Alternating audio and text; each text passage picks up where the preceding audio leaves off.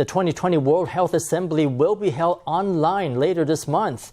Now, Taiwan has been excluded from the Global Health Conference for 3 years in a row, but this year both the U.S. and Japan are ramping up their bids to get Taiwan back in the loop. Japan and the US are capitalizing on Taiwan's response to COVID-19 to advocate for Taiwan's role in the global health community. Campaigners say Taiwan could have a better chance this year precisely because the assembly is being held online. The American Institute in Taiwan posted this video, a countdown to the WHO, on Facebook saying the U.S. firmly believes Taiwan has a role to play in global health and it should be invited to observe the World Health Assembly later this month. The AIT will make similar advocacy posts every day until the WHO begins. Japan's Prime Minister Abe Shinzo has also been speaking up for Taiwan and his country's diet.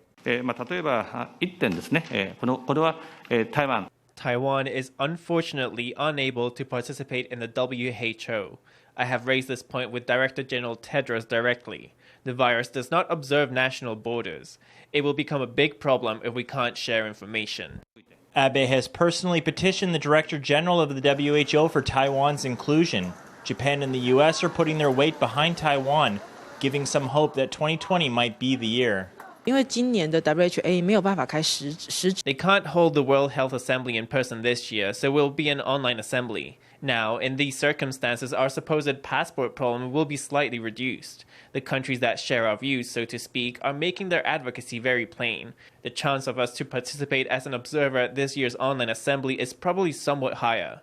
The latest edition of Foreign Policy magazine features an article by Colin Lynch describing how the U.S. and Japan have written to Tedros, urging him to include Taiwan in the assembly. They've enlisted signatories from Australia, the UK, France, and Germany. Everyone is condemning them now and condemning his relationship with China. If Tedros allowed Taiwan to participate as an observer, it would lessen the pressure on him a bit. Taiwan has been excluded from the WHO for 3 years in a row due to Chinese pressure, but Taiwan's response to COVID-19 has attracted worldwide plaudits, giving weight to the campaign to include Taiwan fairly in global health organizations.